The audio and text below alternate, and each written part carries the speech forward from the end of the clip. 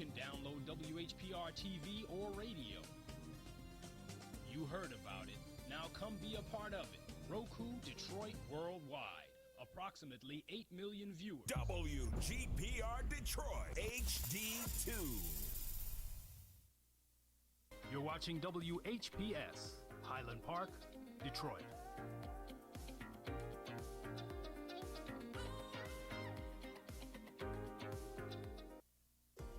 The views and opinions expressed on the following show are not necessarily the views and opinions of WHPS, its affiliates, management, or sponsors.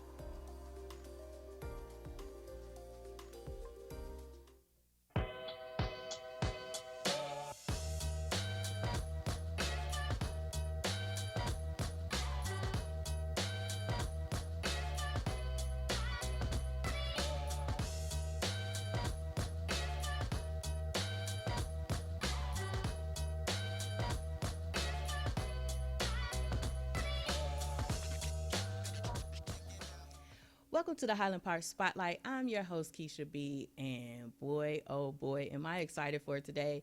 Woke up on a good note. I'm feeling good, and I am just excited because I have someone in the studio with me who I've known for a little while now. I ain't gonna say we go way back, but I've known him for a little while. But he's been making his impact here in the city of Highland Park, and I am so proud and so excited for what's on the horizon for him. So I just want to say thank you to Koron Wilkerson Jr. for being in studio. So I had his dad on not too long ago. So now the son is here, and we are going to have a great conversation. So thank you so much for joining me on air. Thank you so much for having me. Absolutely, no problem. I know that we cross paths kind of often, and every time that we do, we have a good time. We laugh and we joking. But I want to have a conversation just, talking about your history here in Highland Park, your work with the city, your vision of what you would like to see, and your thoughts on all things Highland Park now. All right? That's okay with you? Absolutely. All right. So can you share a bit about your history and about how long you've lived here in Highland Park? Sure. So I wasn't technically born in Highland Park because y'all know there wasn't no hospital 28 years ago that I could have been born in. So I was born in Southfield, but I was raised in Highland Park. I left that hospital, drove right to Highland Park on Massachusetts, 249 Massachusetts, and that's where I grew up. I grew up between Massachusetts, Pilgrim, Buena Vista. So my whole almost 30 years of living, I've been in Highland Park in some way, shape, or form. Now, my mom's side of the family, they are a little bit more like West Side City, West Side of Detroit. So I will go spend time with them, you know what I'm saying, stay with my mom for some time. But outside of that, myself, my dad's family, we've always been in Highland Park. We've never left. Wow. So all your dad's family is here in Highland Park? Yeah, pretty much. My dad's mom, she moved out of Highland Park a couple of years back, but everybody else from his brother to the people that have passed that are no longer in my family, they passed here. They're buried right on 8 Mile. You know what I'm saying? So my family, my dad's side of the family is very, very big on Highland Park and just staying here, you know what I'm saying? Just going through the storm, weathering the storm, whatever we got to do, but we ain't leaving Highland Park. Okay. All right. I like to hear that. So in what ways have you personally been involved in Highland Park and the community over the years? Yeah, so I first really started getting involved in being a Highland Park public activist, I guess you would say, when I opened up a business here. It became not only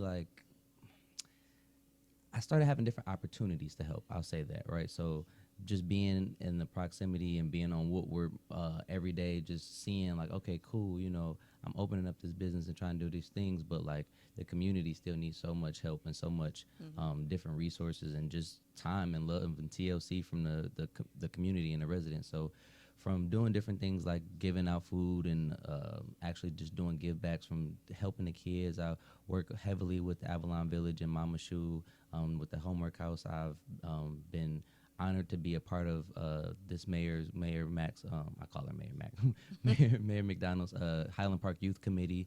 So now I'm doing that, as well as just like I said, just making sure that I leverage and utilize all the things that I bring as a businessman, as an artist, to Highland Park to do whatever I can from my, vantage point to help out wherever I can.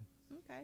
So you did hit on the fact that you said that you opened up a business here in Highland Park. So what type of business did you open up here? It's an entertainment cafe. So we do like poetry nights. We have a music recording studio. We let people rent it out for their own things like birthday parties, graduation parties, things like that. But it's something that, me being an entertainer and in entertainment, growing up, that was one of the things that I wish that I would have been able to be a part of more in a safe and, open environment.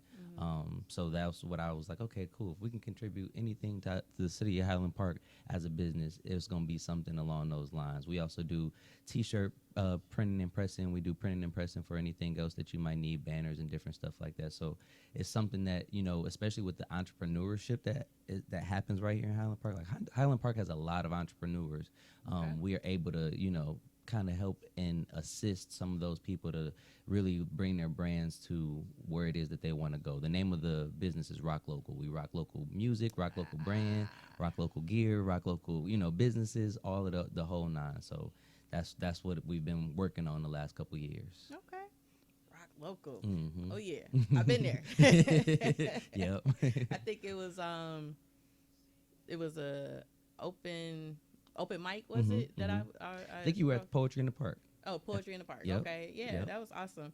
So let's talk about your work, right? So as of right now, you actually work with the Highland Park Police Department. Absolutely. Right? How has that experience been so far? It's actually, not to sound dramatic, it's been transformative. So, Really? Absolutely. And I'm gonna explain why. So, walking into this position, it was another effort to help Highland Park, right? Highland Park needs a lot of, just like we need more people from Highland Park who care about Highland Park to work for Highland Park, right? And so, Absolutely. in identifying that, I was like, okay, cool. Well, what can I do? What positions are available? What positions are open?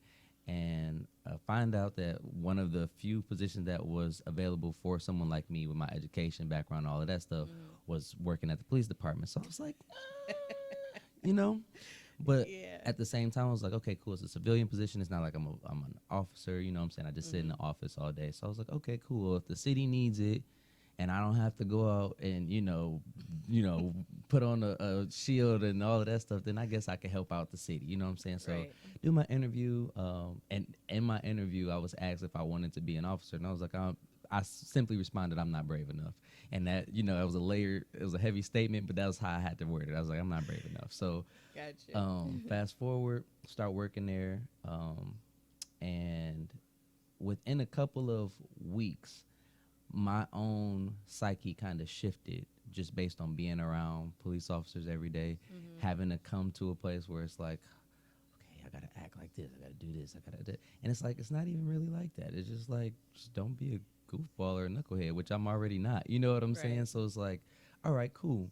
And then to see just the commitment and the passion from starting with the chief, right? Like, Chief McMahon is actually a great chief, you know what I'm saying? So it's been very easy to like be myself, to explain what it is that I do, to still have the connection and the relationship with Highland Park that I've always wanted to keep intact, but still work for the police department, you know what I mean?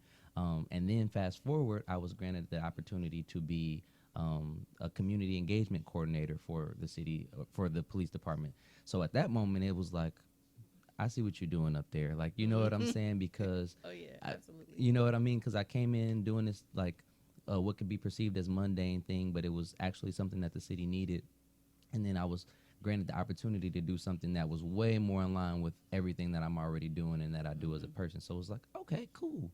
And what police department in America doesn't need, some PR or like some community engagement? You know what I'm saying? So it's like, for me, being in Highland Park, being the Highland Park Police Department, doing what I do, is like, okay, I see what you're doing. Let me help to bridge these gaps that I know don't necessarily need to be there. You know what I'm saying? These particular gaps in this particular community, we do have some great officers, some great commitment, some great, you know what I'm saying? So it's like, all right, cool. Being able to kind of shape the way that the relationship between the residents and the police department goes is something I find to be very important. You know what I mean? So it's been, like I said, transformative. It's been extremely transformative. That's good to hear, because I know there's just always been this big thing about, the police. Yeah, exactly. You know, and I know, because I've been in a position that you've been in, because I did the same thing with the 3rd Precinct in Detroit. So I knew the captain, knew the commander, knew the MPOs. I did a lot of work with them, and to be that person that kind of bridges that gap between you, the police department, the residents, and then also to help the residents have an understanding of how the police have to operate, and for the police to actually have an understanding of how residents, you know, because they're also residents of their neighborhood, and how they have to, you know, look at it from their aspect as well. So that's very commendable. So what insights does it actually give you that goes into keeping Highland Park safe? So one of the biggest things is the insight of kind of, all right, so from the average resident, right? You're at home, you go to the grocery store, you know, you go to the Little Caesars right there on Woodward and Davidson. You know, we got a few places I think that like Highland Parkers kind of touch, you know, the gas stations.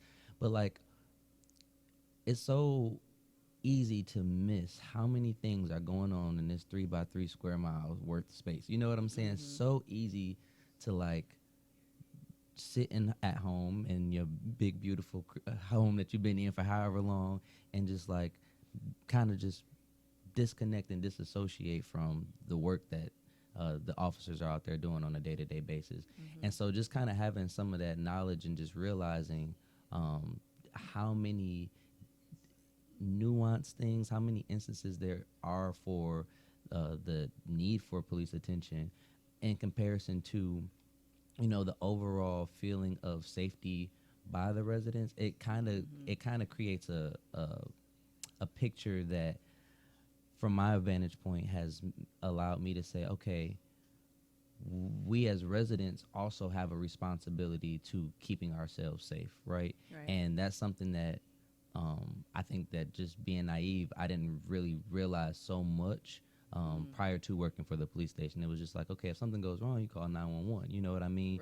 But now it's also to the point where it's like, okay, residents are like generally aware of a lot of things that transpire that would probably require the attention of the police, that we just don't speak on. You know what I mean? For whatever reason, whether it's like it doesn't raise to the level of importance, whether I don't feel like they're going to do anything, whether whatever.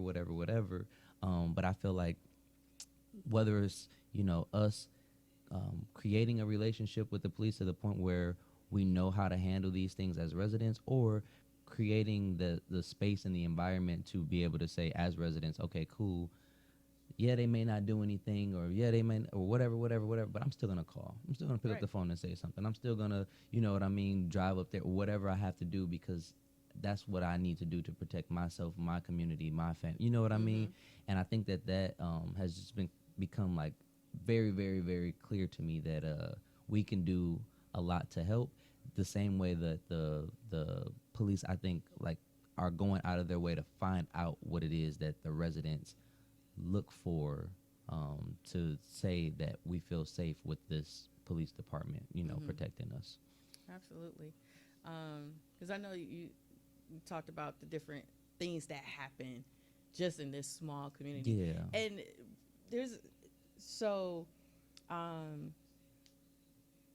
there are a lot of nuances, different little things that happen here, right?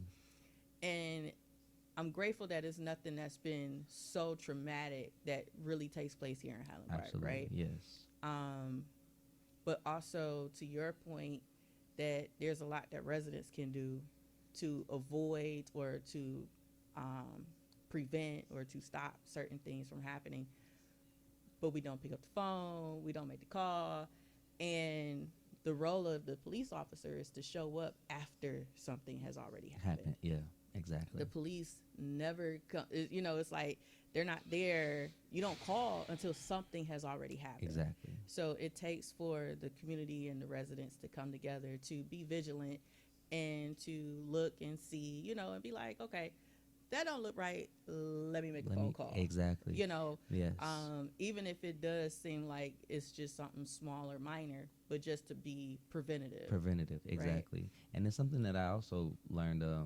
Because the chief does a chat with the chief where he just opens up the conversation to speak with residents, and we did one.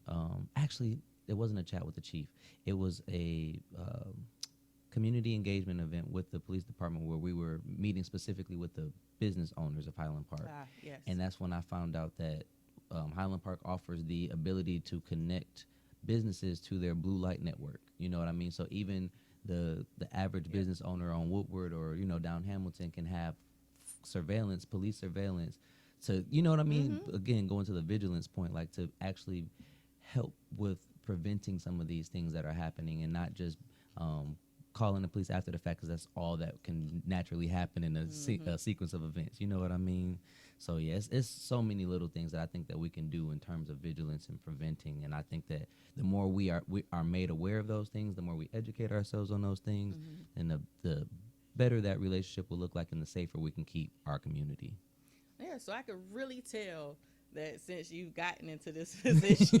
I told you. It's just the light bulb goes off and you're like, wow. Because, it sometimes does take for somebody to come from the outside and get brought into the inside to really see what it's like, to really understand what police officers go through. Oh, my gosh, yes. Because they go through a lot and they put their lives on the line every single day. Because you never know what's going to happen. And you just have to go out. You have to pray that you're covered and that the Lord keep you safe, and that's that, right? So it's commendable that you stepped into that role.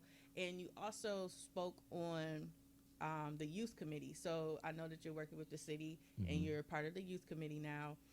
How did that come about?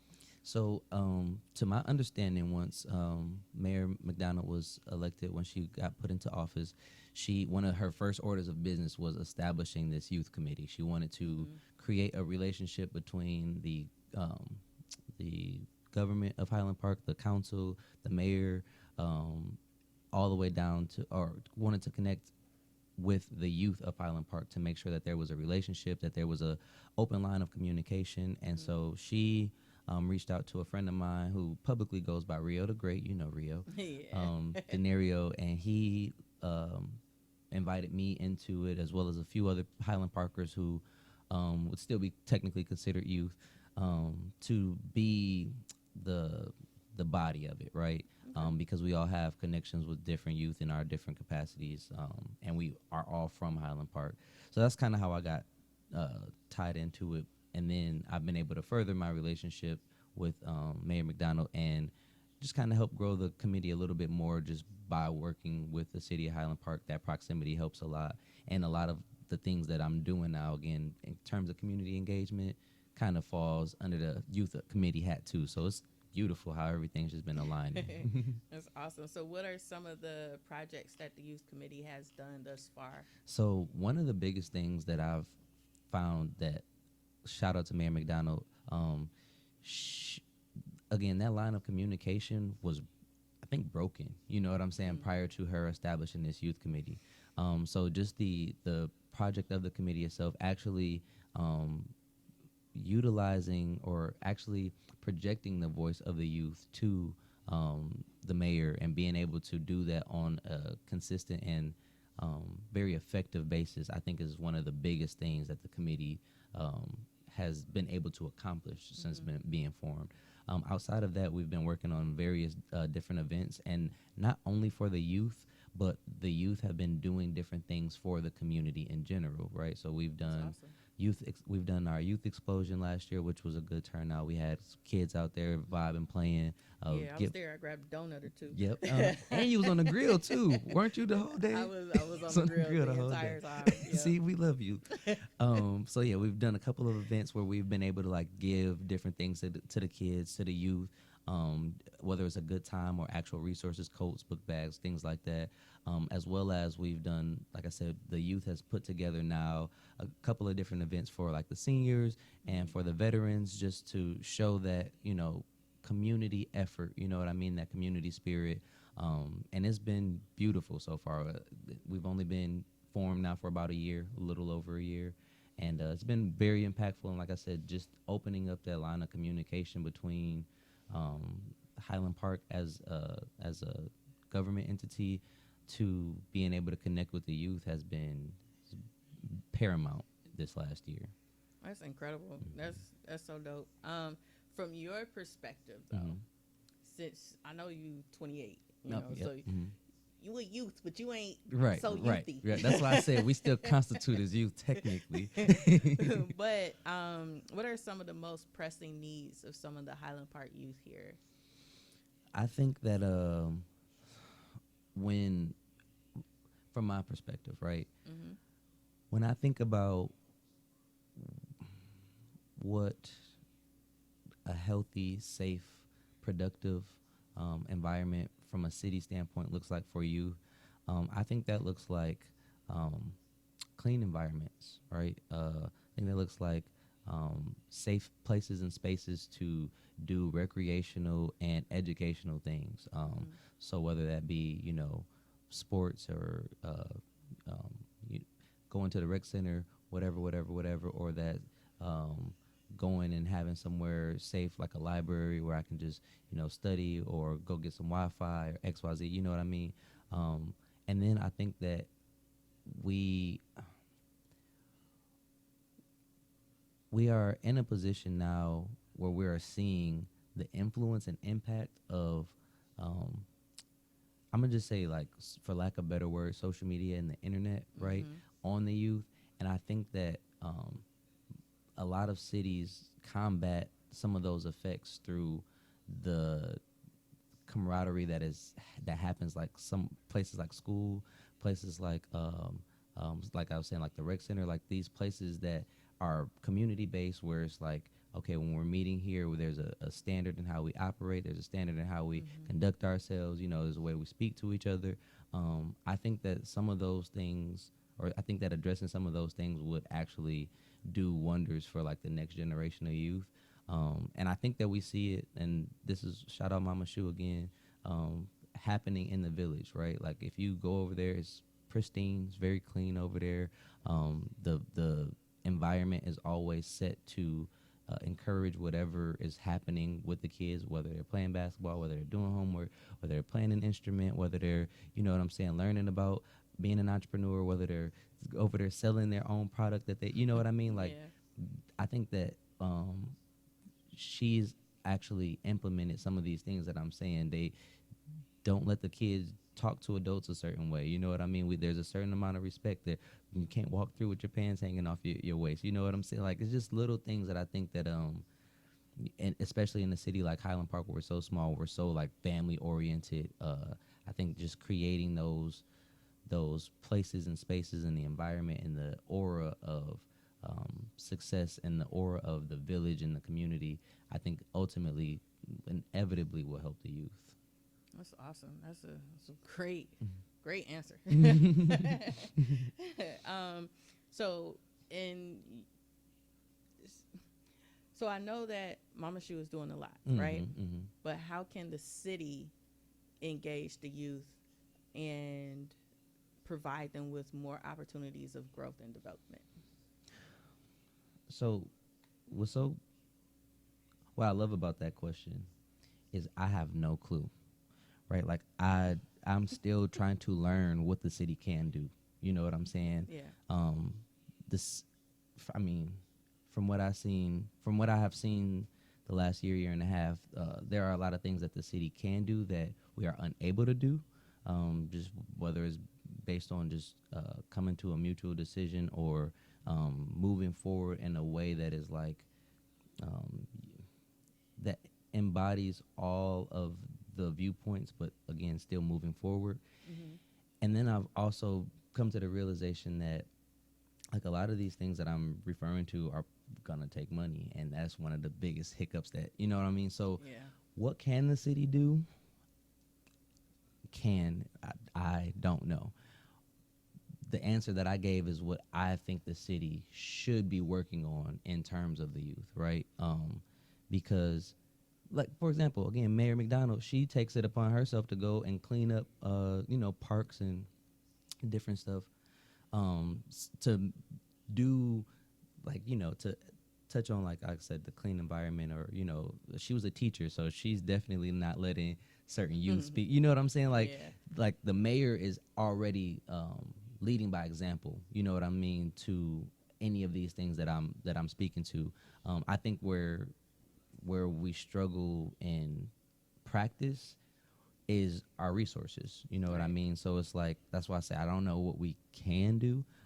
I know that, like I said, just having the open doors of communication will allow us to explore the options, will allow us to, as residents, and like for myself specifically, to find out what they can do, what we can do, and then to move on at least, those things.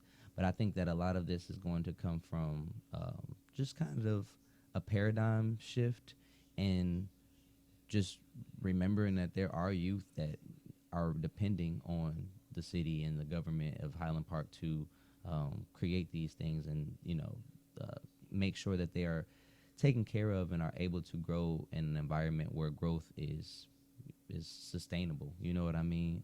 So I think we're getting there, though. We're getting there. That's so awesome. I'm so happy you're here.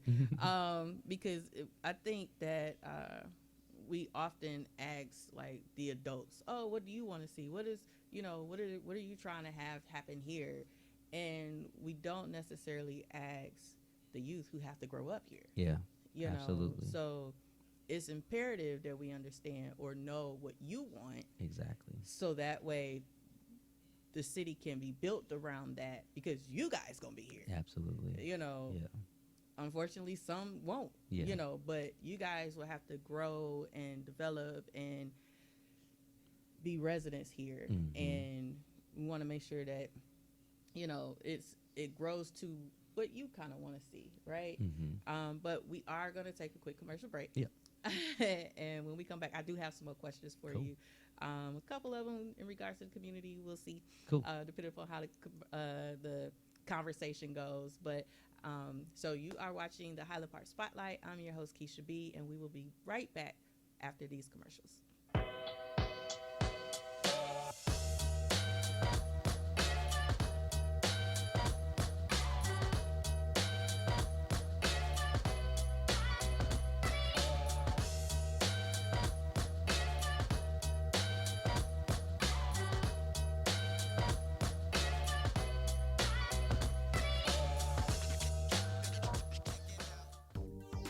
Have you ever wanted your own TV show?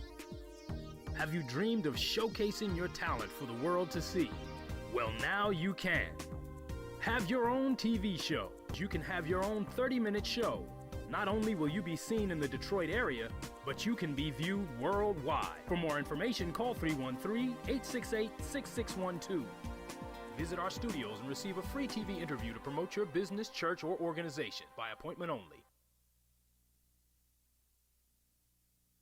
Watch WHPR and TV 33 when you want, where you want, how you want. WHPR is now in your pocket. Download our free app by going to the App Store or Google Play and enter WHPR TV in the search engine. And there we are. You can download WHPR TV or radio. You heard about it. Now come be a part of it. Roku Detroit Worldwide. Approximately 8 million viewers. Hi, excuse me, do you have anything for paint? Straight down that aisle there. All right, thank you. Young lady, this here's what you need. Ringmaster? Ringmaster rubbing oil. How does it work? By promoting circulation since 1950. Massage it in for best results. Ringmaster took care of my back pain. Ringmaster got rid of my knee pain, too. Wow, it sounds like I'm late to the party. I'll take one. Find Ringmaster at CVS, Davis Drugs, and other fine stores.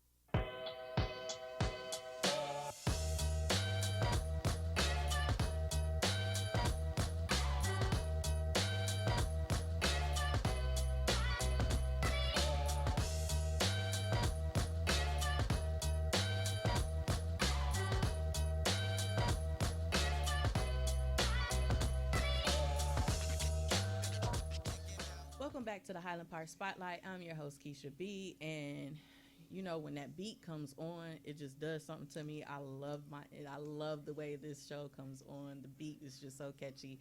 But I am in studio with Koron Wilkerson Jr., who has been joining me today. And if you're just now joining the conversation, I'm so sorry. Catch the replay. It's been a good conversation. We've talked about everything from his personal background to his involvement with the Highland Park Police Department and how it's been transformational, and giving him insight as to how he used to look at things as a resident, but now working for the department, how that kind of has transformed his thinking a little bit.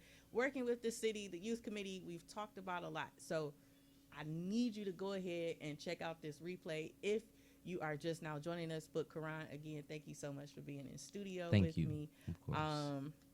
We just gonna continue this conversation because it's getting good to me. But I know that we were talking about the Highland Park Youth Committee, some of the different things that you feel the city could do or could not do to engage the youth a little bit more. But outside of the committee, right, or with the committee, however you so choose to answer, what type of community events or programs would you really like to see here in Highland Park over the next few years? Well, if I'm being honest, I honestly would like to see us have a full school system again. I think that's one of the most imperative things that we need in terms of youth. And I mean, 8 hours a day, 9 months out the year, that's where America's youth are to spend their time. So, thinking about a city, I think that is an imperative place for us to start to do some of this work that needs to be done. Then outside of that, I think that we also could we could stand to leverage our geographical location a little bit more to excite and empower the youth, right? So just, an arbitrary example of that would be here in Detroit, in Highland Park and in Detroit, we have like a vibrational music scene, right? And Absolutely. Woodward splits Highland Park down the middle almost. So it's like, all right, why are we not utilizing the interest of the youth in music, arts, and whatever else they're interested in to do different events that attract a wider, greater audience? So much so that now, being a youth of Highland Park, I'm proud to say my city does this and my city does that, and now we can go as far as to say, well, Highland Park youth are free, and now everybody else got. So like now I'm getting almost like invaluable, like things that you can't pay for. You know what I mean? Just as being a Highland Park resident and youth, and I think that would naturally just kind of just excite the youth to become more active and engaged, and we incentivize their involvement to create these events and to do these things. And then outside of that, if we got a school system and we got cool events going on that the kids can be a part of now, doing programs and different things centered around the interest of the youth, whether it's like, because I don't presume to know what the kids like these days, right? Like, no, for real. Because like I was just telling my mom yesterday, I was like, I wish I would have stayed in robotics. And I feel like, like coding and engineering robotics is a thing that like a lot more kids are interested in these days. You know what I mean? So it might be we need to develop programs to, placate to the people that are interested, to the youth that are interested in those things.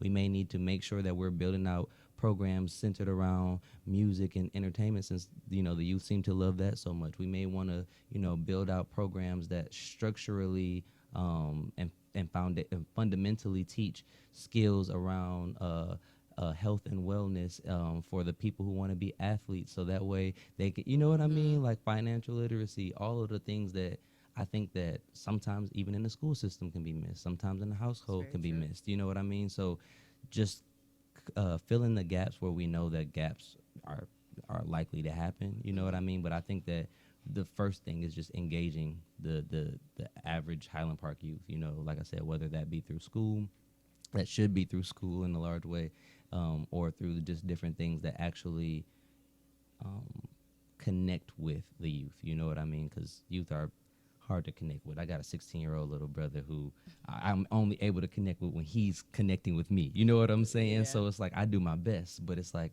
I'm just disconnected a little bit in that regard. So it's up to us to make sure that we're meeting the youth where they are. And like you said earlier, just getting an understanding of what they want and the voice that they have, allowing them to exercise and express it.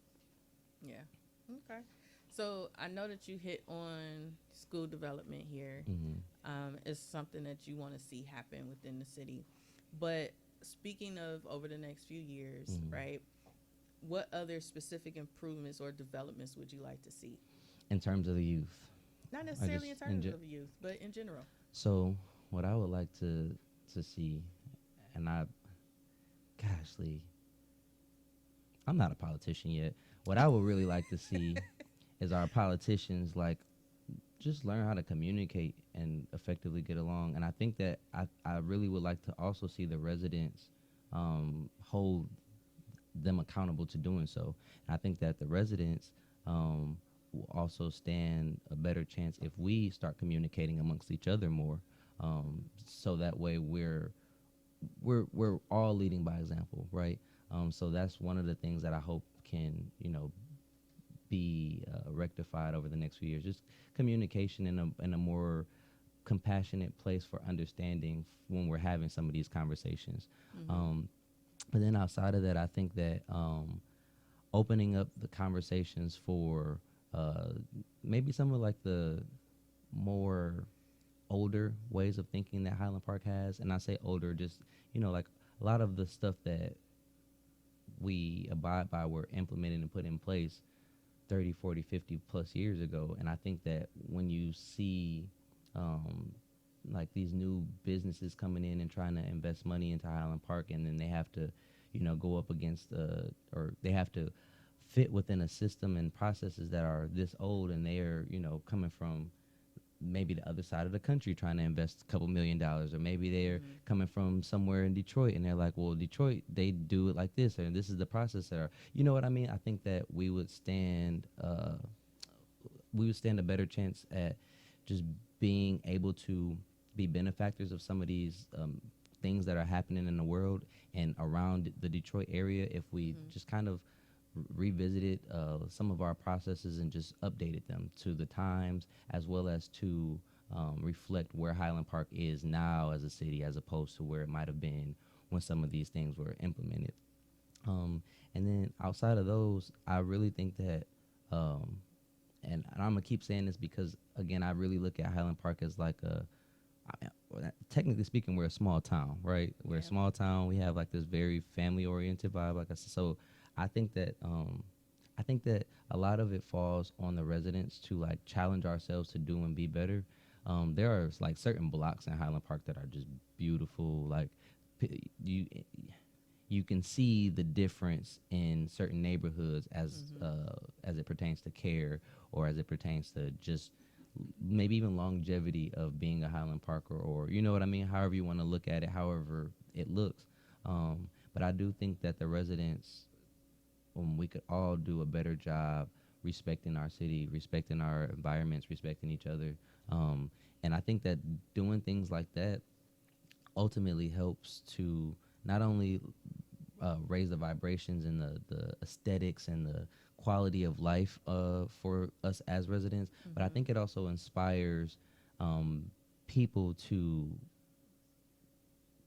help that can help, right? So I just recently found out that there are actually grants and things that a city can get for landscaping and manicuring of and I had no idea.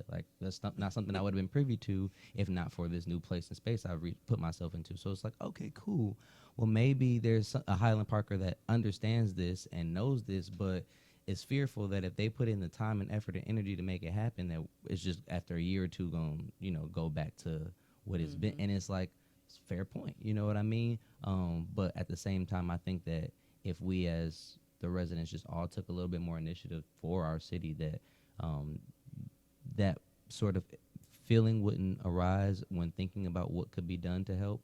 And then ultimately, I think that more just kind of like more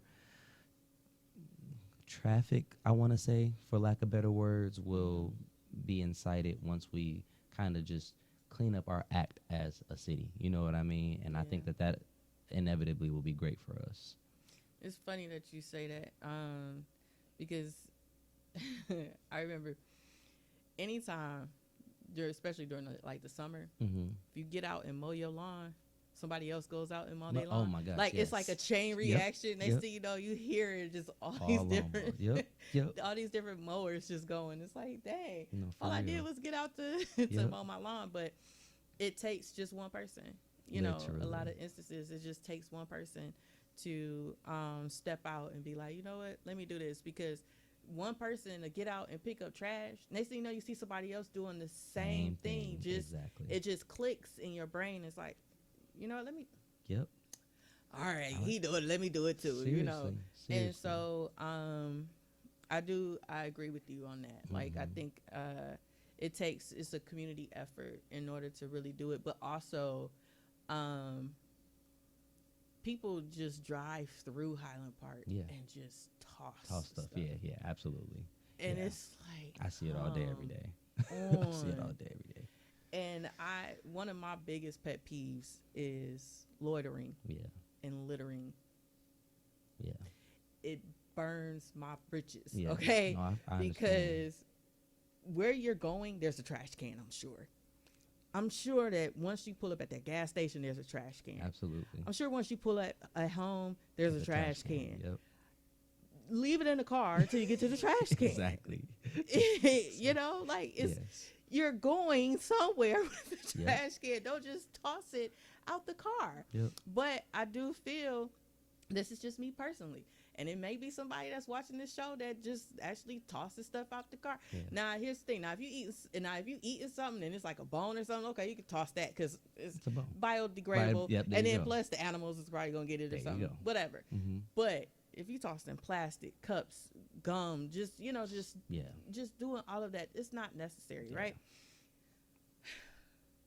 I feel personally that if there was a high cost to a ticket for throwing something out the car, you will see it cut down drastically. But it has to be enforced. I want to see somebody out there just literally, oh, you throwing it out the car? Boop, ticket. You know, just like the parking meters them people do. Yep.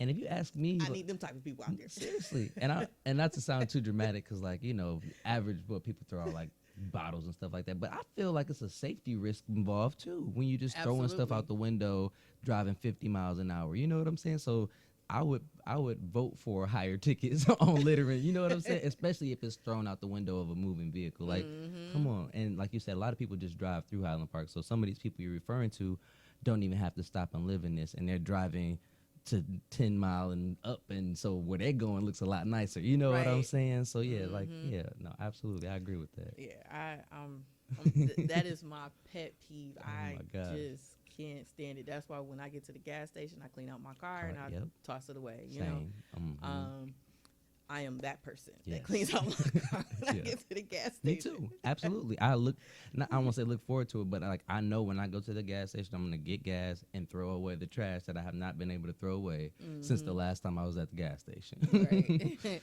So I know that we talked about your vision as far as some of the things, the improvements and developments that you would like to see, the cohesiveness between the governments and different parts of the government and the residents and whatnot. But when you see a future Highland Park, it don't have to be near future. Okay. It could be 20 years from now. Yeah. When you see a future Highland Park, what does that look like? I kind of see it as I imagined it was when it was formed to protect its tax base. I just think it's going to be a lot more melanin this time. So I say that to say, if you can think about the world when the Model T Plaza was open, that was the first of its kind in the world. You know what I'm saying? So like I can only imagine what that spirit, with the energy, with the ambiance around Highland Park felt like around that time. Yeah. I can see us being recreating a similar feeling. Not that, it's going to be the automotive industry or anything like that, but I think that with, again, our geographical location, with our history, with the assets we kind of already have as a city, I think that could be leveraged into technologically advancing us in a way that makes us far superior to any other small city like ours or in a geographical location like ours. I think that we can definitely reinvigorate the area that we have where all the plants and things are like that, just to make sure that ecosystem is really supporting the residents of Highland Park and grows with the times, making sure that, as new and burgeoning business like Amazon. I'm so glad we got the Amazon plant right here. You know what I mean? But just continuing to be innovative in the things that we acclimate within our city to be able to provide resources, jobs, opportunities, education, and all the things for the average Highland Parker. And I would really, really, really, and I'm just putting this in the ether, would really love to see our, what was it called? It was referred to as something, the Economic and Education Hub, the college over there on Glendale. Like, to me, that was the start of something that was to be beautiful and pivotal and life-changing for the citizens of Highland Park, let alone the entire wider Detroit community. And I think that being right here was foundational. So even something like that, to that magnitude, if not bigger, being here, I think would be beautiful. I think having like a museum or something like where people that are cultured and that enjoy arts can come from around the world and come and experience something in Highland Park that they can't experience anywhere else. So I truly think that Highland Park is not void of like the passion and the commitment. I think it's just going to take exactly what you said, like the time. You know what I'm saying? Future Highland Park I think is in good hands just because of all the care and the love that we have for our city. I think it's just going to come in educating ourselves and just understanding the world around us on a deeper level, from government to civil things to how humans and psychology work a little bit more. You know what I'm saying? To fully create this beautiful picture of Highland Park that we all see in our heads and hearts. Yeah. All right, so we're coming to a close of the show, but I did want to hit on the fact that you did mention that you are an artist, right? So you rap, you sing, what you do? I rap and sing. Oh, snap. Yeah, rap and sing. So I did get a chance to see you perform at one point, and it was super dope. I still ain't get the track. You were supposed to send me the track. That was over a year ago. It's my fault. Still ain't send me the track. It's gosh. okay. Feelings hurt. But if you could just take, so we got about 5 minutes. Okay. So what really inspired you to pursue music? First and foremost, my dad. My dad is he's like my best friend, but he's run a music label since 1999. Okay. I think he's been doing music himself, like rapping and stuff, since like the early 90s. So I was raised in it. His wife's a DJ, my stepmom, an incredible DJ at that. So like music has always been around me. And then like I think that being from this area, like the spirit of Motown in 90s babies is just like, and like, you know what I'm saying? Oh yeah. Like we just raised on that. My grandmother used to literally sit me on the counter and sing Marvin Gaye and like Luther Vandross to me. So it's like these moments are so deeply embedded in who I am that once I got to the point of like exploring the world and, like I was saying earlier, trying sports and trying arts and seeing what I was good at in school, it was like music's the thing that like I gravitate toward, that resonates with me. And then at some point, because it was not early on, at some point I became kind of decent at it. So it was like, oh, I don't just have to do this because I love to do it. Like I can also be good at it too. You know what I'm saying? So that was kind of my walk with getting into music. It's all just been environment and the Most High blessing me with the ability to do it in a way that actually resonates with people. Yeah. You are actually pretty decent at it. That's why I'm still waiting on that track. I got you. As soon as I walk out, hey, I got I'm you. honest with folks. If you rap and you ain't them, Yes. be like, work at your craft. Yep, absolutely. You know, just keep working at your craft. But you actually are really good. Thank you. Thank you so much. That one track. I appreciate you. And I got you too. Eventually, I'm going to get that. Eventually. So, like, say, for instance, if someone was watching the show, right, and they wanted to check out your music, where would they find you? So I'm on any and every streaming platform available to humankind. And you can, and all you have to do is search my name. My name is Koron, Koron. And 90% of what will pop up and populate is mine. If it's something that's written in Asian characters or letters, that's not mine because I don't know anything Asian. So, but everything else that you see is all mine. I also have a formerly known as K Jules. I used to go by KJEWLZZ, which is kind of where I like cut my teeth as a music artist. And within my career, I changed my name to reflect myself as an artist a little bit better. But yeah, it was pretty much on everything from YouTube to Apple Music, Spotify, and now it's on TV shows from Tubi to Peacock. So, yeah. Snap. All right. And speaking of that, you was in a movie, weren't you? Yes, I actually have my own movie. That's right. Yep, called Situation. It's going to be out on a platform that people will be able to see it very, very soon. I'm thinking it's going to be Tubi. Don't hold me to that. But yes, it came out good. Our premiere went great. We had over 500 people in attendance. It's been getting some really good feedback already. That's what's up. I wasn't cast, but it's all right. I don't think we knew you then in our defense. But now that we know that you want to be cast. Hey, listen, I'm just messing with you. But, hey, you know, I'm saying, you getting your feet in some of everything, too. You know what I'm saying? Hey, actually, no, I've actually been involved in movies and stuff prior to that. See, I've been in media for so long. You have so many lives you live. I can tell. I'm trying to tell you. Oh, my gosh. My feet has been in music, television, radio, movies. Government, I've had my everything. hands in quite a bit. I'm going to come on here and interview you one time. Funny. So I know we down to our last 6 minutes, but I did want to ask this final question. Do you believe that through your music and through working with the youth committee and working with the police department, that with music, the music that you do will help to draw more people in and connect them to all three? I hope and pray, yes.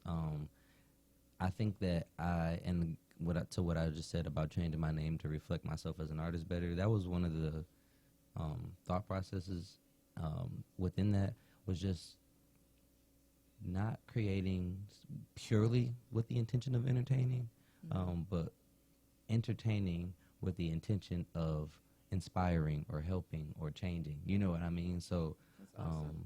That I think that's why I say I hope and I pray, because I do think sometimes I do walk the line and try to find the balance between, you know, that substance and still being able to reach somebody who may not be in a place where they want to quote unquote hear substance, but they can still feel it. They can still resonate with it. They can still understand it. So just being able to almost code switch in my music, you know what I'm saying, for the demographics, but still being true to myself as an artist and to the spirit of who I believe I am as a person and as a man in this community. So, like I said, I hope and I pray that it does all tie in together when it comes to my music. But I'm actively, intentionally learning to do it better and as best as I can. That's awesome. I know you got to get back to work. Absolutely. Absolutely. Because I did pull you while you was on your lunch break. Yes. So tell the chief not to be mad at me. He loves you. And that you can take your lunch after this. But I really appreciate you coming on air and really having this conversation with me, because just as I mentioned before, I think it's imperative that we learn from, you know, your demographic as far as what you would like to see here happen in the city of Highland Park, how the positions that you are in affected, you know, your outlook on Highland Park, and then also just how to bridge that gap, right? So thank you so much for joining me here. I hope to have you back again soon. Yes, ma'am. I don't know what we'll talk about, but we'll figure it out. We'll talk about you and all the lives you've lived. Wow. I don't think they're ready for that. We might need to do like 3 episodes for that. You're right. They got to come in parts. Yeah. There's a lot of facets to me. But I do want to definitely have you back on the show. And I really want to talk more about youth and maybe even bringing in some additional people from the committee to really talk about some of the things that you guys want to do within the city and how those that may be watching or listening can actually tap in with you and get involved as well, right? Just to kind of bring some of those things to pass that you spoke on, because I don't think it's just going to take you. I don't think it's going to take just, the mayor being behind you or the city, but it's going to take the residents too and others to really make a difference, because if it took a village to raise a child. Right. There you go. There you go. You know, it's going to take literally every person to change a community. Yeah. And so not just those in the community, but also those outside the community. Absolutely. So, again, thank you. And for those who are watching, you have been watching the Highland Park Spotlight. I'm your host, Kisha B. The episode will be on YouTube, so please check it out. If you missed it, if you're just now tuning in, I'm sorry. It was a good one, but you can catch the replay. And I will catch you guys next time. Signing out.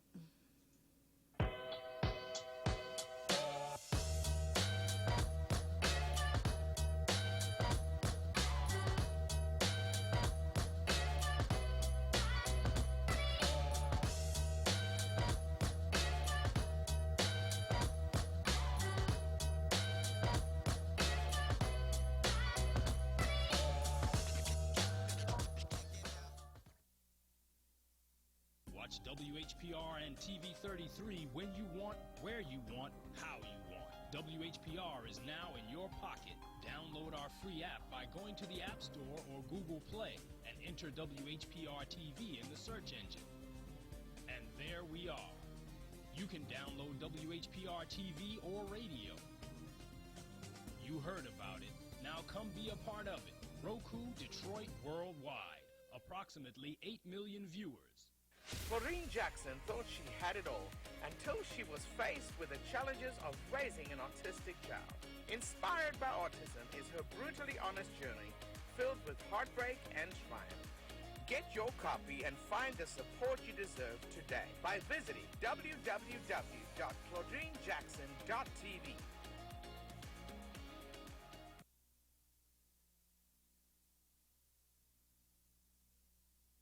Koron Jackson thought she had it all until she was faced with the challenges of raising an autistic child. Inspired by autism is her brutally honest journey, filled with heartbreak and triumph. Get your copy and find the support you deserve today by visiting www.koronjackson.tv.